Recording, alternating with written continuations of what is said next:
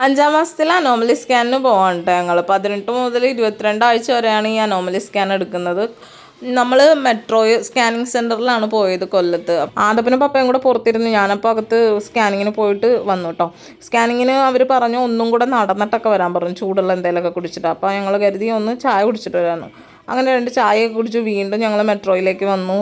പിന്നെ പറഞ്ഞു കുറച്ച് നേരം നടക്കാൻ പറഞ്ഞു. അങ്ങനെ ഒരു അരമണിക്കൂർ ഞാൻ അങ്ങോട്ടും ഇങ്ങോട്ടും നടക്കണം. അതിൻ്റെ ഇടയ്ക്കാണെങ്കിൽ രാവിലെ ഞാൻ ഒരു 2 നെയ്യപ്പം കഴിച്ചായിരുന്നു. 2 നെയ്യപ്പം കഴിച്ചത് ഇങ്ങനെ തിക്കട്ടി ഛർദിലും വന്നുകൊണ്ടിരിക്കണ്ടായി. ആകെ തലവേദന, ഭയങ്കര ടയർഡായിരുന്നു ചൂട് കാരണം.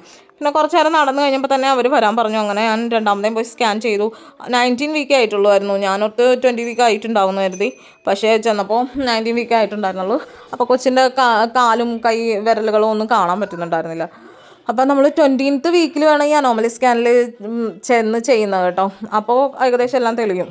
അത് കഴിഞ്ഞിട്ട് ഞാൻ തിരിച്ചു വന്ന് റിസൾട്ട് വാങ്ങാൻ വേണ്ടിയിരുന്നു. അതിൻ്റെ ഇടയ്ക്കായിരുന്നെങ്കിൽ ആദപ്പന് വിശന്നിട്ട് വയ്യായിരുന്നു, കൂടാതെ ഉറക്കം വന്നിട്ട് വയ്യായിരുന്നു. പിന്നീട് ഞങ്ങൾക്ക് കുറച്ച് നേരം ഇരുന്നപ്പോൾ തന്നെ റിസൾട്ട് കിട്ടി.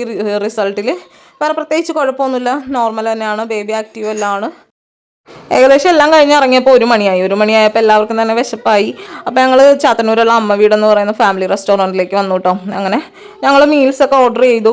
അങ്ങനെ ഇവിടെ ആദപ്പന് എന്തൊക്കെ വേണമെന്ന് ചോദിച്ചു. അവിടെ ആദപ്പനെ ഇരുത്തി, ആദപ്പൻ ചെറുതായിട്ടൊക്കെ കളിച്ചുകൊണ്ടിരിക്കുന്നു. അങ്ങനെ നമ്മുടെ മീൽസ് വന്നു കേട്ടോ. വെജ് താലി ആയിരുന്നു. അതിൻ്റെ കൂടെ നമ്മൾ നോൺ വെജ് ആയിട്ട് നെത്തോലി ഫ്രൈ നല്ലതാണ് പ്രഗ്നൻസി ലേഡീസിന് കഴിക്കുന്നത്. അതുപോലെ തന്നെ നല്ല മീൻകറി ഉണ്ടായിരുന്നു കേട്ടോ. അത്യാവശ്യം നല്ല ഫുഡായിരുന്നു. അങ്ങനെ ഫുഡൊക്കെ കഴിച്ച് വയറൊക്കെ നിറച്ച് ഞങ്ങളിങ്ങനെ തിരിച്ച് വീട്ടിലേക്ക് പോന്നു. അപ്പോൾ ഇന്ന് ഇത്ര തന്നെ ഉള്ളൂ.